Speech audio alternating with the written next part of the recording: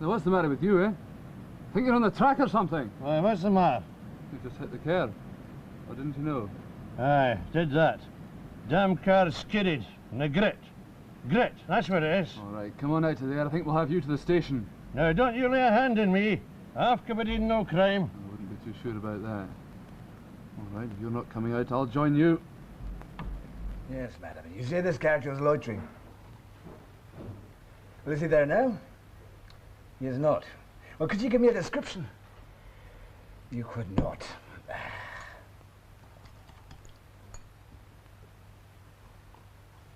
You don't think maybe he was just waiting to see someone?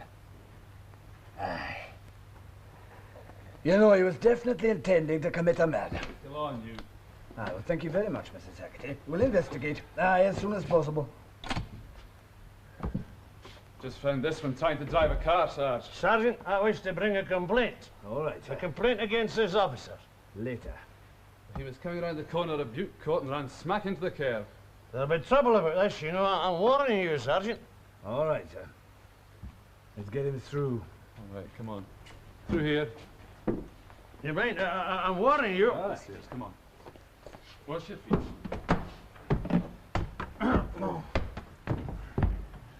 Hey, Constable, just a minute. All right, sir. Sit down.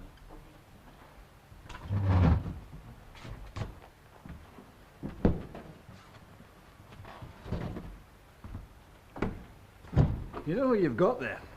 A drunk? That's Campbell McNair. He's a councillor, chairman of the Education Committee, the hospital, and God knows what else. Oh, McNair. I ken the name now you mention it. Here, I did right, didn't I, sir? Aye, but he'll live to rue it. Shall I call Dr. Snoddy? I'll do it myself.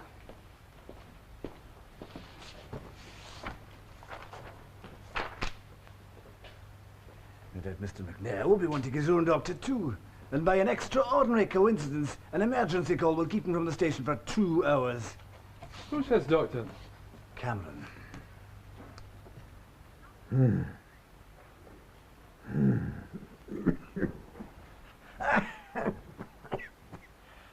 Are you feeling better for a doctor?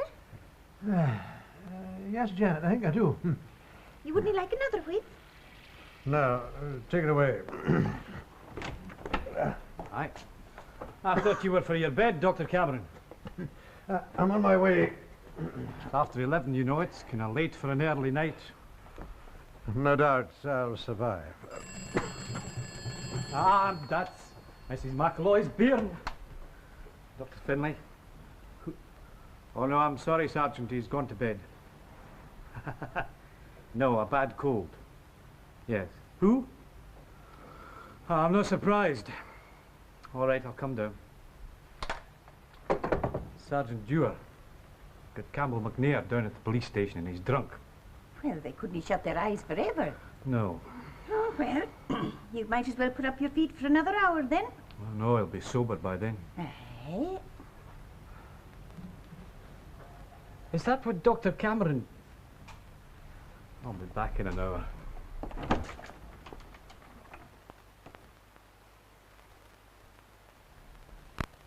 Your signature, man. I want your signature. You mean with my real name? As if you were writing a check. Check. Ah, Oh, Dr. Snoddy. it's all yours, Dr. Finlay. Thank you.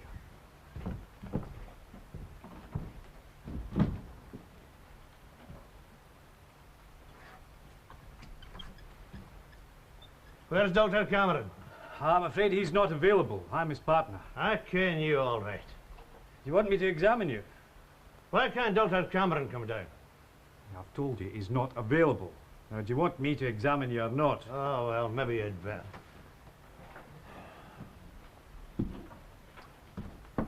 Now, Mr. McNair, there's one thing I have to say to you before I start.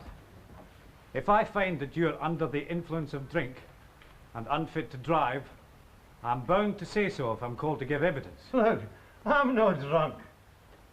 Ah, well, it's not your opinion that they're after. Now, you know why you're here? Aye. The constable brought me here. Why? He didn't like the way I turned the corner. Look, Doctor, I've had a dram or two, but I'm no drunk. Anybody You know will tell... who you are? I hope so. Well, you tell me. Well, I'm Campbell, Roderick, Angus, McNair. What have you had to drink?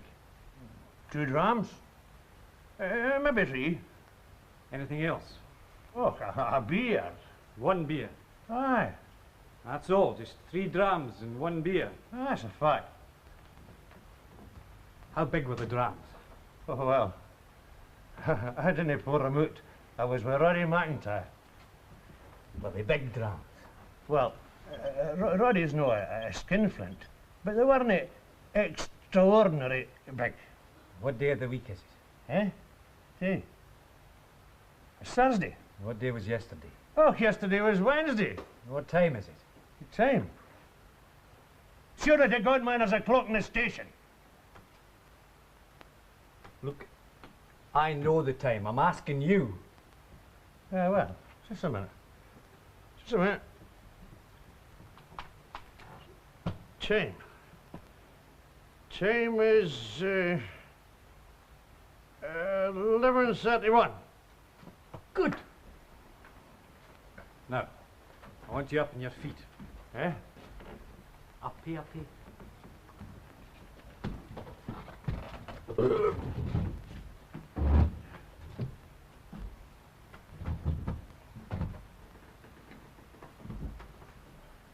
Stand here. There. Stand still. Now, I want you to walk along that white line. That way, like. That white line, yes.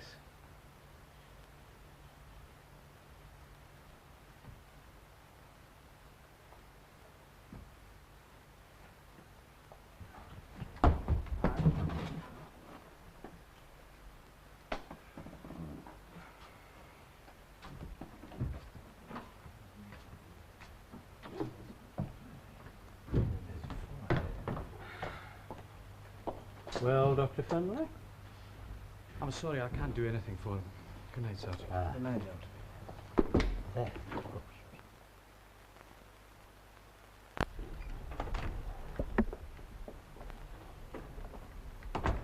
It's Mr. McNair to see you, Doctor. I'm not surprised. What shall I tell him? You tell him nothing, Janet. I'll tell him. Come in.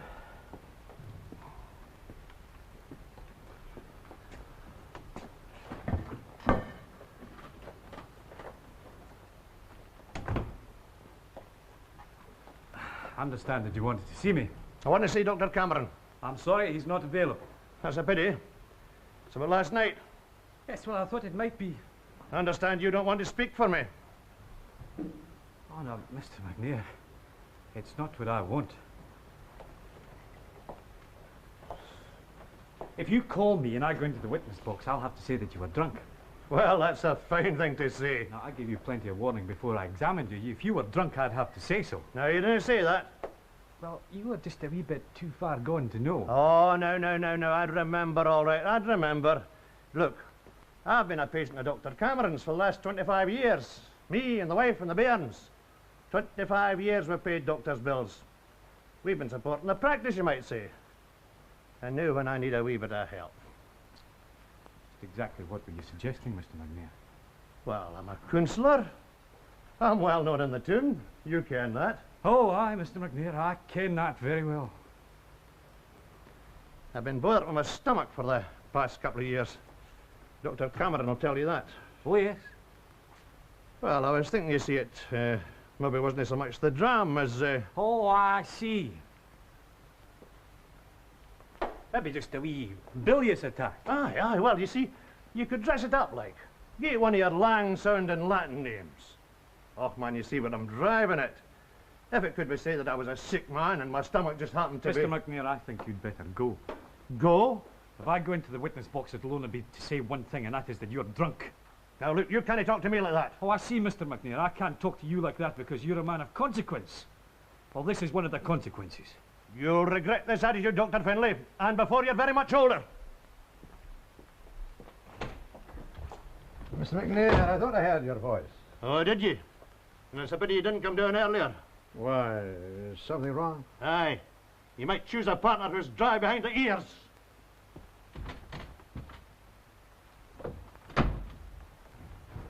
Well, what was all that about? Perjury. Perjury. By whom? Oh, he just wanted me to go into the witness box and say that he wasn't drunk. It was just the influence of a couple of wee drams and a bad stomach. You was bound to try something. You weren't rude to him, I hope. Not as rude as I felt. But were you rude? No. I just told him what I thought. And what do you think? That I wouldn't perjure myself. Very wise, Dr. Finlay. Very wise. What I don't understand, Mr. McNair, is why, if you skidded, the nose of your car was still pointing at the curb. Well, it was a front wheel skid. It can happen, you know, Mr. Robertson. But if your story is you were turning here, it is more likely, is it not, that the back wheels would skid, in which case you'd be pointing this way. I suppose that's possible. You don't think, Mr. McNair, it was just a matter of your driving too fast and misjudging the turn? Oh, I wasn't going fast at all. Well, I'm not the court, Mr. McNair, but I should say that you should prepare yourself for a rather tough cross-examination. You mean it doesn't look too hopeful? Oh, there's always hope. Driving a motor vehicle while under the influence of drink in Butte Court. Butte Court? Aye. Give me the rates office.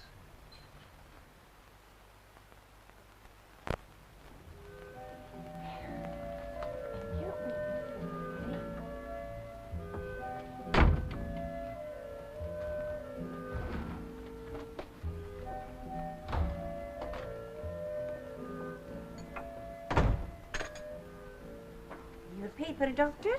Thank you, Janet. The McNair case is on the front page. What did he get? Case dismissed. Dismissed? On the plea of McNair, solicitor, the court ruled that Butte Court was not a road within the meaning of the act. He was as drunk as a... Now, you better not say so. I examined him. As far as the law is concerned, it never happened. McNair remains a pillar of the cap, the uncrowned king in the cottage hospital, and without a stain on his fair name. It's a public scandal. And a private loss.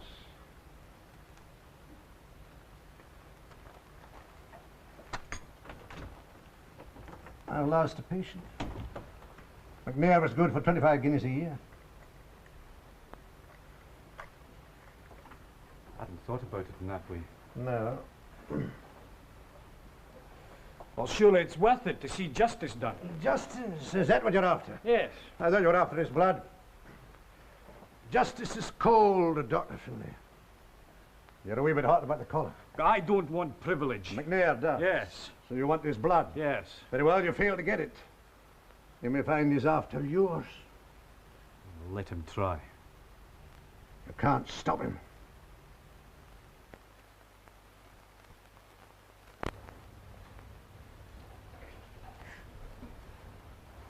You'll feel better now your boots are off. All right, Mrs. Simpson? Yes, sister. I'll leave those with you then. Now, if you could sit up a little. Your jacket, and then you'll be more comfortable. Now, careful. There we are then. Easy now, mind your head. Mrs. Gibson, I'm afraid I must ask you to go. Can't I wait till the doctor's seen her? Not here. You may sit in the corridor if you wish. When will the doctor be seeing her? As soon as possible. Oh, you must have some idea. I have summoned the doctor on call. Now, if you don't mind.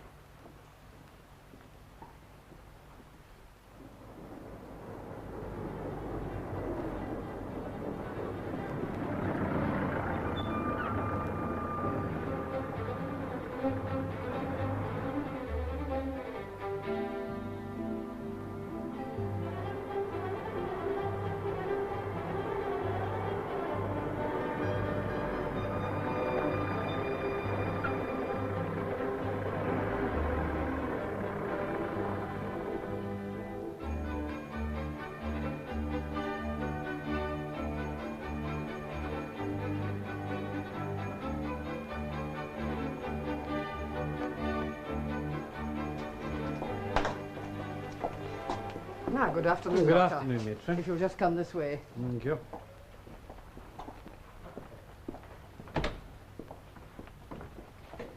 Afternoon, sister. Good afternoon, Doctor. Thank you. Oh, what happened to you? She was out riding at her house. Aha, she's conscious. Well, she can tell me herself. Very good, Doctor.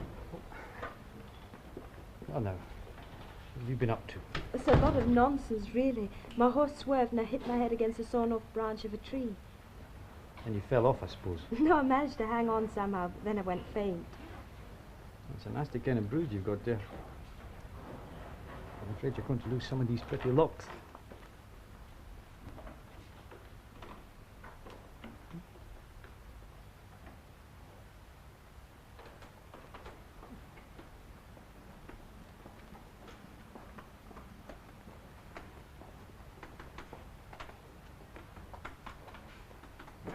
Well, isn't that right away, Doctor? No, I don't think so. It's a head injury. We can't be too careful. I'll keep her in for tonight. Thank you. If there are no complications tomorrow morning, she can go then. Very well, Doctor. Thank you, sister. Mrs. Gibson, so far as we can tell now, she's all right. Can I see her now? Best leave her be. She'll be home tomorrow morning, around 10 o'clock. Tomorrow morning? Oh, thank you, sister.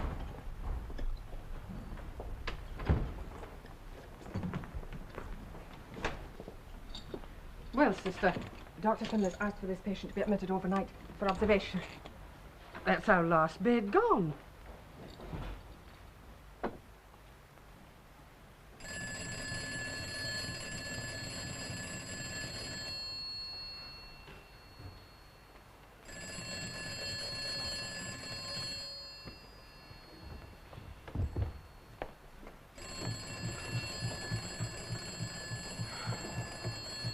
Hello, Dr. Finlay.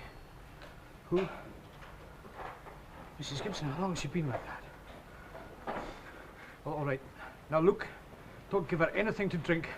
I'll be round there as soon as I possibly can. Don't worry. Kill that matron. Come in. I was wondering when you'd come, sister. I'm sorry, matron. I was preparing the casualty ward. Mr. McGrath and Dr. Snoddy have an emergency appendectomy in the theatre, and Dr. Finlay has just phoned to see the girl we let out's in a coma. He's bringing her straight in, says she can't wait till the morning.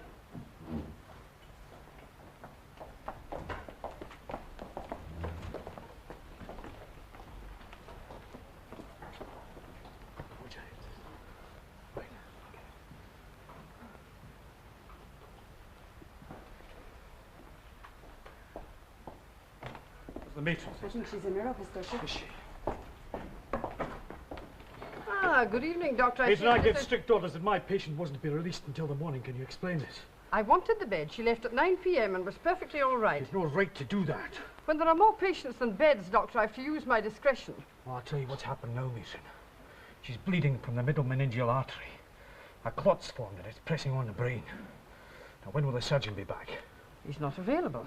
Well, where is he, for God's sake? He's in the operating theatre, an emergency appendectomy. Dr. Snoddy's the anaesthetist. That's why we required that bed. That does it. I'll have to trephine. You have got a trephine, I suppose. We have all the standard equipment, Doctor. Good. Well, I want one, quickly.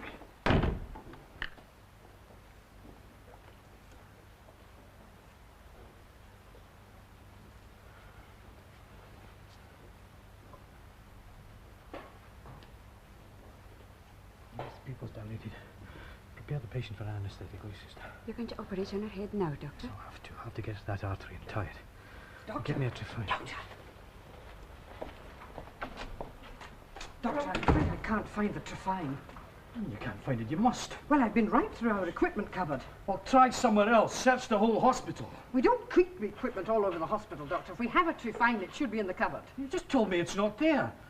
But you have got a trephine, haven't you? Well, we have all the standard equipment, but it's not the sort of thing that's asked for every day. We could go on for Matron, years. do you have a trephine or don't you? Yes, but I just can't lay my hands on it at the moment. My God, this hospital. Your chairman would spend less time in the bottle and more time in here. The place would be a bit better organised. Look, you've got a trephine. I want it. 5 minutes. Mrs. Gibson, wait a second. Yes, Doctor. She's going to be all right. Yes, we'll do the best we can. Okay, just wait outside. All right. Mrs. Gibson, would you please wait outside? Yes, Doctor. She's going to be all right. We're doing all we can. Please just wait outside. Don't worry too much. Sister, Yes, Doctor. Matron says she can't find it to find. Have you seen it? Not recently, Doctor. Oh, when? Well, it was some months ago when she sent some instruments out for repair. Will they come back? Yes, Doctor. Where would they be now? In the equipment cupboard. Matron says they're It not. had been left in the stalls.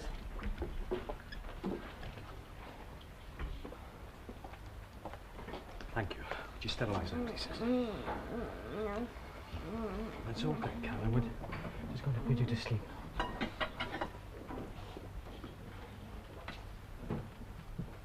all right now.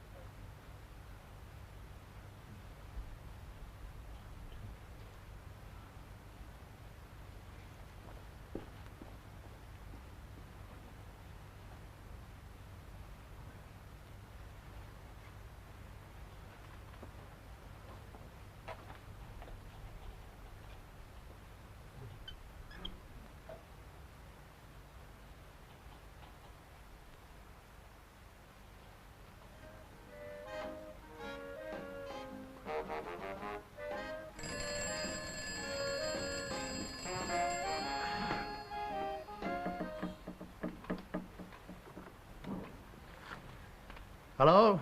Yes? Did he now?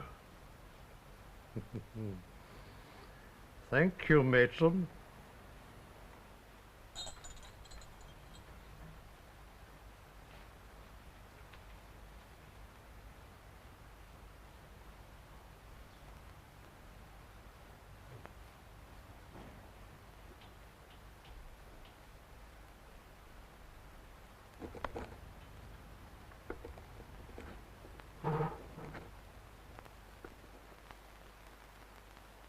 In default of such an apology and withdrawal, my client will have no option but to bring an action for defamation and claim substantial damages.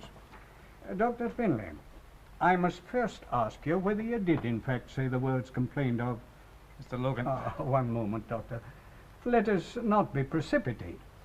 Now, it would appear you were alone with Matron at the time, so it's her word against yours. Mr. Logan, I said it, every word. And I won't tell lies just to get out of trouble. Very well, Doctor. I now advise you to apologize and withdraw. I won't apologise and I won't withdraw. Well, if you do not, McNair will sue you. I stand by the truth. Doctor, the truth may hang you. It'll hang him as well, then. Man, you're cutting off your nose to spite your face. McNair, properly advised, will ask for very carefully calculated damages. Not big enough to offend the court's sense of proportion, but big enough to ruin you. £1,000? Well, if the court finds against you, that would not seem greedy. But what will it do to you, Dr. Finlay? Bankruptcy. That'll interest the GMC. Aye. Financial and professional ruin. Precisely. Now will you apologize and withdraw? Rather die. The man I would be dead. You've got to stand up or get buried. Oh, be a wee bit supple, Doctor. And you may yet survive the truth. What do you mean? Well, in many ways, the law of Scotland is superior to the English brand. The law of Scotland recognises that human nature is human. In a Scots court, you may plead rixa. What the hell's rixa? Well, the heat of the moment. In the heat of the moment, you made an ill-considered remark. You were upset. You were afraid of losing a patient. But you didn't really mean what you said. But I did mean it. Oh, God. Oh, well. In that case, you've only one plea left. You must enter a plea of veritas. Meaning that what I said was the truth and I stand by that. You'll be obliged to do more than stand by it, whatever that may mean. You'll be obliged to prove it.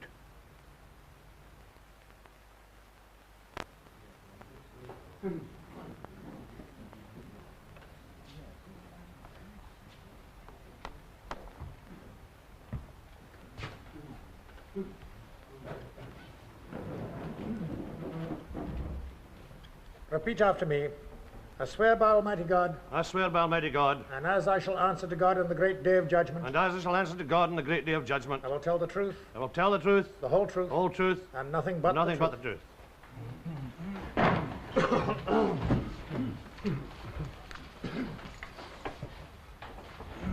You are Campbell Roderick Angus McNair. I am. And you reside at Inverera Hut. Yes. You are a businessman. Yes. How long have you been on the hospital committee? 8 years. How long have you been chairman? For the past 4.5 years. During that time, the hospital has grown, I believe. Oh, yes, sir. From 12 beds to 26. And, of course, we've improved facilities and equipment beyond all recognition. Mr. McNair, are you paid for your work at the hospital? Not a penny. You draw expenses, I should imagine. I never have done. So all this work for the community is done free and in your spare time? That is so.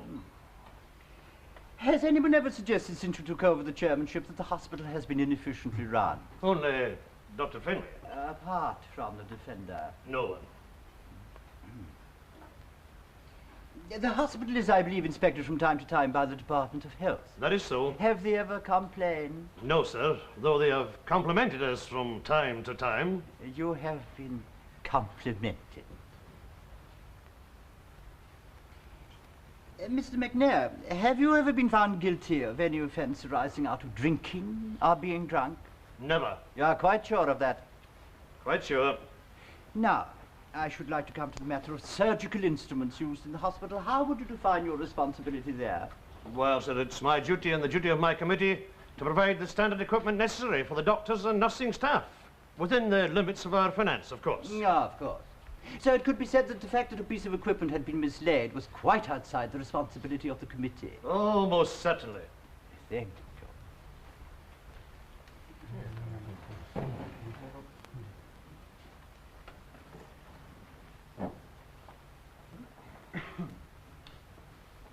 Mr. McNair, do you drink? Well, have a dram from time to time. 1 dram? Oh, occasionally more. Alone or in company? Oh, in company. Social drinking, you might say. And does this social drinking lead you to get drunk? Never. Are you prepared to tell his lordship that you've never been drunk in your life? Well, I can't very well do that. Then you have been drunk? Oh, a couple of times maybe. And when was that? When I was a young man. How young? Oh, about 17, when I was learning to drink. Oh, so you learnt to drink? There is no need to mock the witness, Mr. McKeever. He has made his statement quite clear. As your lordship pleases. But since then, since the age of 17, you have not been drunk? Not to my knowledge. To anyone else's knowledge? No. Not on the night of the 16th of February last? I don't think so. No? Then I take it you'd be surprised if I brought evidence to show that you were taken to the police station on that night and charged with driving a motor vehicle while under the influence of drink. Well, I recollect the incident, but I wasn't a drunk. Do you indulge in social drinking before going to the hospital committee? Never. Oh, you drink on your own? I don't drink at all. So we may take it you never fall flat on your back in committee? Never.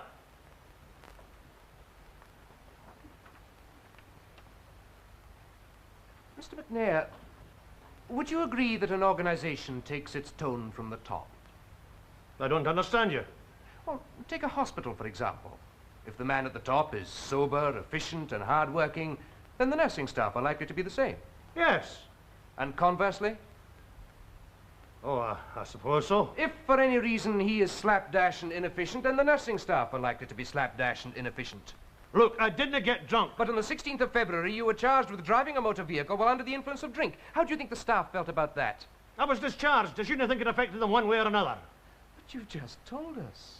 An organization takes its tone from the top. Look, what you're talking about is one incident in 8 years. You don't think it affected the morale of the staff at all? Not in the slightest. How often do you think you can be drunk, then, before it does have an effect? My lord, I think my learned friend has gone rather too far. Yes, Mr. Merrick. I was getting a bit worried myself. Mr. McKeever, I'd rather you confine yourself to facts rather than supposition. In that case, my lord, I will let the facts so far adduced speak for themselves. Thank you.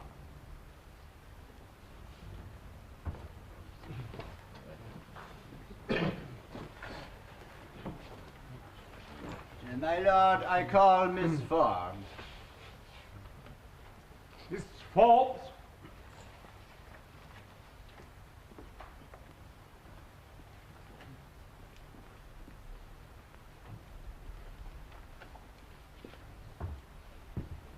Remove your gloves.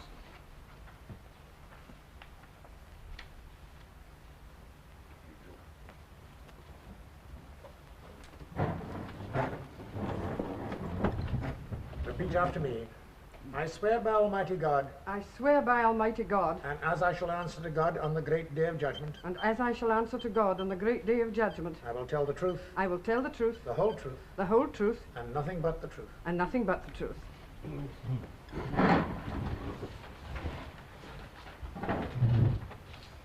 You are Mary Fiona Forbes. I am. And you reside at the Cottage Hospital, Tannock Bray. Yes. You are matron of this hospital. That is so. You have held this position, I believe, for the past 12 years. Yes. Would you say the hospital has been efficiently run? Most certainly. Now, do you remember the patient, Caroline Gibson, coming into the hospital? Yes, with a head injury. Were you aware of Dr. Finley's instructions that she should remain overnight for observation? Oh, Sister had marked that on the chart. Will you tell the court how it was that she came to be removed before this period? Well, the hospital was full up. In fact, I had to put up 2 extra beds.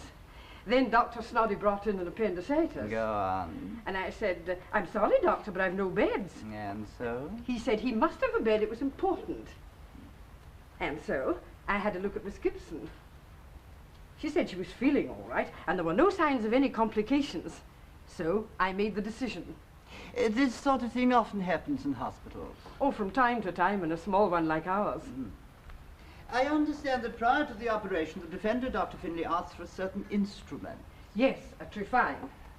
A trephine? A surgical instrument, my lord, used for cutting through the skull. Thank you. Will you tell my lord what happened? I went to the equipment cupboard to get it, but it couldn't be found. Then at Dr. Finlay's request, I searched again and found it. Why could it not be found the first time? It had been sent out for repair and had not been put back in the correct place. But the trephine was found. Oh, yes, in 10 minutes. In the circumstances, would you call this delay excessive? Oh, not at all. I've known things get lost for years in Edinburgh. It was while the trephine was being discussed that the defendant uttered the words which formed the basis of this action. Yes. Will you tell the court what he said? Well, he was complaining about the trephine not being ready. Then he said, this hospital, if your chairman spent more time here and less on the bottle, things might be a bit better organized. You have no doubt to whom he was referring? Oh, no doubt at all. What did you take the remark to mean? That the hospital was inefficient because Mr. McNair drank. No. Now, to turn to the pursuer for a moment, we may take it that you know him.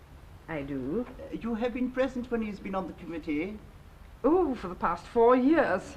Would you say he had been a good chairman? Oh, we couldn't have a better. Has he attended regularly? Never missed to my knowledge. Now, I have to ask you this, Miss Forbes. Has he always appeared sober when at the hospital? Always. You have had to meet him other than on committee meetings? Oh, frequently. At his office? Yes. In his home? Yes. Has he always appeared sober and able to deal with your questions? Always, even on Burns night. There was, Miss Forbes, an incident the night of February the 16th when the chairman was taken to the police station. Do you know about that? Oh, of course. Did it affect your morale or efficiency in any way? Oh, not in the least. Was the efficiency of the hospital the same after the incident as it had been before? It made no difference at all. Thank you, Miss Forbes.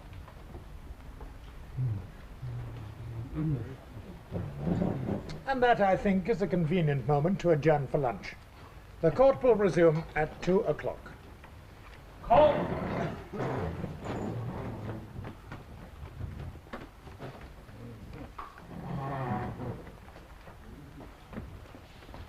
How are we doing? Oh, couldn't be better. I don't mind confessing my legs were shaking under me. It's a well-known phenomenon. The honest man shakes the most. That's so. Aye. A rotten hole, McKeever. Tannock Bray. I'll never try to get a decent lunch here. Can't expect it. Oh, I saw your rod in your car. Yes, I hope to get an hour or so in the lock before skipping back to lunch. Well, you might. If you're easy on my man. Oh, don't bank on it.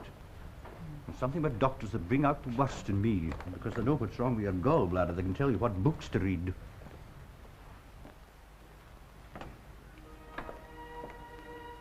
Any news of him? He'll not come now, Doctor. Is it a bad sign? He slipped into a bar for a sandwich and a wee dram. I hope not. Oh, don't be foolish, woman. He knows when a dram's good for you and two's fair ruin. Doctor, it's a good pudding. I've lived with my own youth. You're obliged to. You're given courage to bear your own foolishness. I'm too old to bear his. You've not said a cross word to him, Doctor. Even if he weren't my partner, even if I didn't like him, I could cheer. He's worth 10 of McNair. We should come home to eat. No doubt he's wishing the same, Doctor. Would you mind if I slip down to the court after I've done the washing up? Will neither help nor hinder. Can you bear to watch him bleed?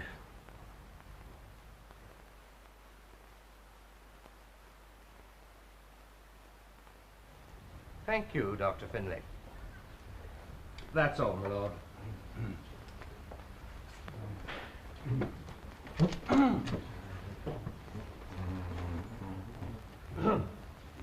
Dr. Finlay, how long have you been qualified? 1 year. So we may take it that you are not a very senior member of your profession. Well, at my age, that's hardly possible. Exactly. In fact, you are a very young and relatively inexperienced doctor. I suppose you could say that. It is not a question of what I could say, but what is the fact. You are young and inexperienced. Yes. Have you any great knowledge of hospital administration? Fair amount. Where was this knowledge obtained? During my years in hospital. But at that time, the main, indeed the whole of your effort was devoted to learning medicine. I could see how things were run. I had eyes. The question is how far those eyes could see. Could they, for example, see into the meeting of the Board of Governors? No. So, in fact, all that you could possibly learn about hospital administration was what you could see from a very humble and subordinate position. Certainly not. We had lectures on hospital administration. Oh, you had lectures. How many? I can't remember. And after these lectures on this complicated subject, you consider yourself an authority? No. Oh, you do not consider yourself an authority? No, I don't consider myself ignorant either. You don't consider yourself an authority, but apparently you think yourself fit to make pronouncements. Do I? The whole subject of this action is a pronouncement, is it not? I would call it a remark myself. Very well. We shall come back to that later. We have heard it said, and I don't think my learned friend will dispute this, that just previous to the remark, you had learned that your patient, Miss Gibson, had been discharged from hospital before the time that you had ordered. That is so, yes. This made you very angry. Naturally. Did you trouble to find out why she had been so discharged? No. Did it surprise you to hear in evidence that Dr. Snoddy had brought in an urgent case and that all beds, including 2 extra ones, were occupied? I heard it stated, yes. With your knowledge of hospital administration, what would you have done in the circumstances? The witness cannot possibly state what he would have done. You are running into supposition, Mr. Merrick. I beg your pardon, my lord. Dr. Finlay, what would you say was the correct procedure for the matron to take? She should not have gone against my orders. But someone had to be moved. They weren't all head injuries. Agreed, but they could not be moved. Who said so? The matron had the responsibility, and she said so. I'm sorry, I don't have any respect for the matron's judgment. You mean she was wrong? Yes. Dr. Finlay, you had, I take it, a knowledge of the 28 cases in the hospital? No. Well, the bulk of them. No. Well, some of them. No. Do you mean to stand there and tell his lordship that you had knowledge of none of them? Yes. Then if that is the case, how could you possibly say the matron was wrong in moving one of them? My lord, I must protest. My client never said that. I think it is a reasonable inference. What he said, my lord, was that she was wrong in discharging his patient. Yes, but she had to discharge one of them. With great respect, my lord, how could my client possibly pronounce on the condition of 28 patients he'd never examined? That is the point being pursued by Mr. Merrick. Exactly, my lord.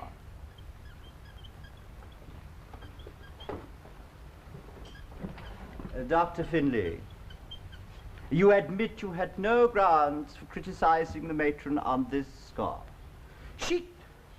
I gave orders that my patient wasn't to be discharged until the next morning. She discharged her at 9 p.m. that night and nearly killed her.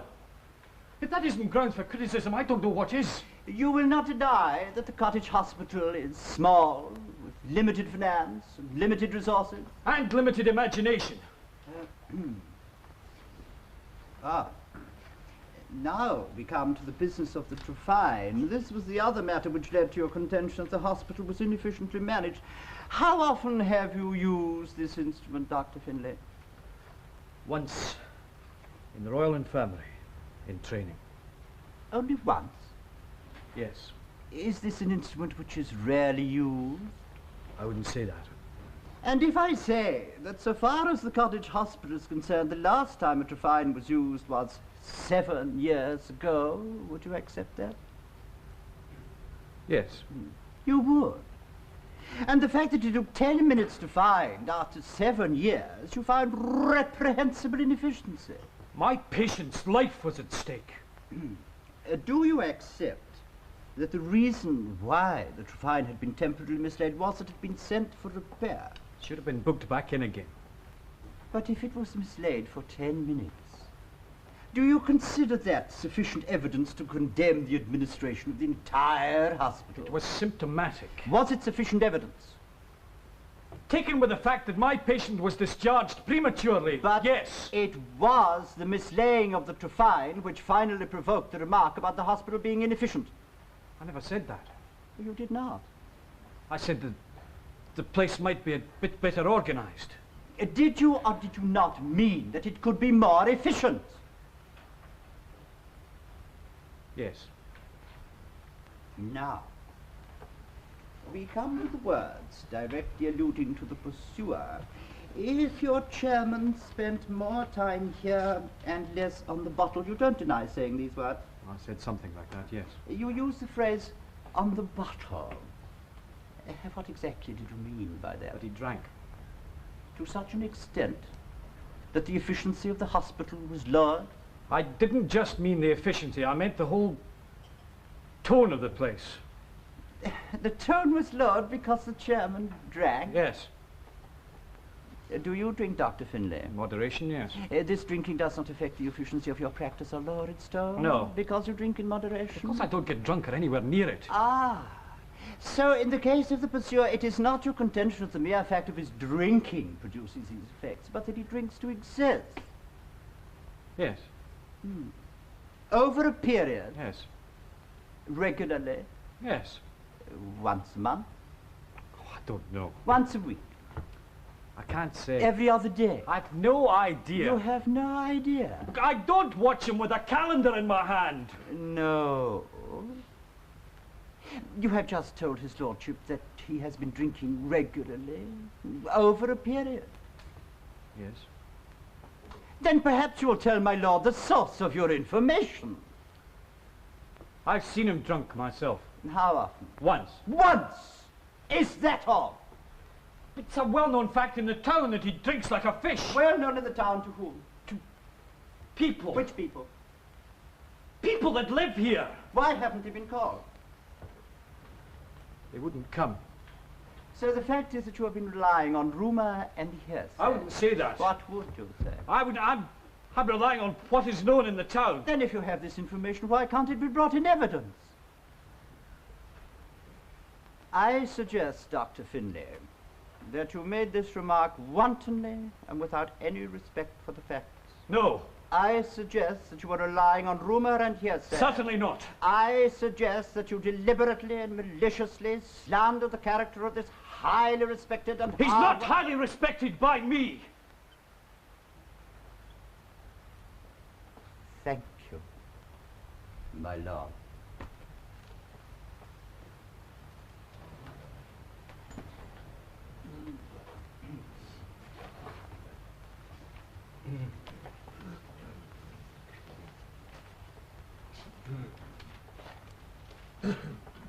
This has been a long and important case, involving, as it does, the reputation of 2 prominent citizens.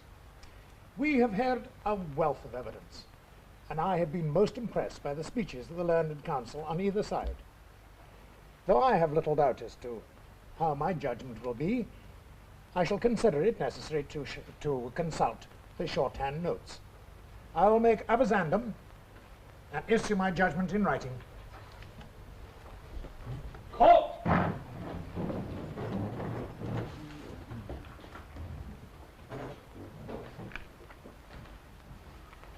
I resigned them. What does all that rigmarole mean? Well, it means we don't get the verdict until tomorrow. But I have won, haven't I? Yes, Mr. McNair, we have won.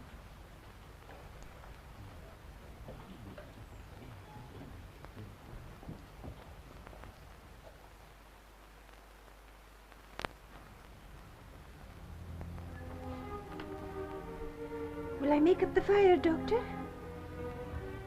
When he gets back at last, he'll be right for his bed. No harm. Maybe he'll go straight up to his room.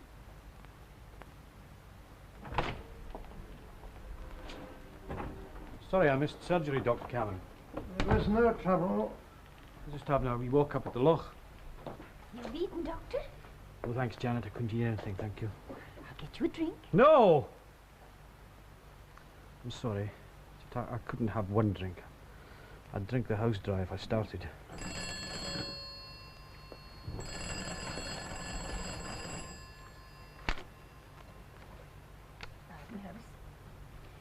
Aye, I'll tell him. He's here. It's for you, Dr. Finlay. You're wanted at the hospital in casualty ward. Oh, Lord, yes, I'm still on call. You'll not be welcome. I'll go. No, it's all right, I'll go. I've got to face them someday. Might as well be now. Good doctor is finished. But life goes on.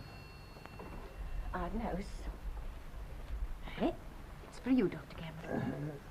Dr. Cameron. There we are. There we are. Evening, Doctor. What happened to him? Oh, he had to jump clear when a car nearly knocked him down. He's hurt his leg. Which leg is it? Left.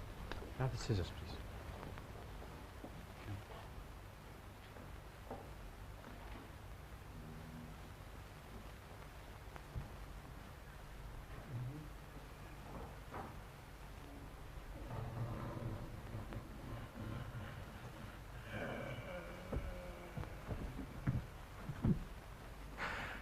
Celebrated too soon. You've dislocated your knee. I'll have to drain it. It's all right, though. Don't worry. I'll give you a shot. Quarter of morphia, please, sister. Yes, Doctor.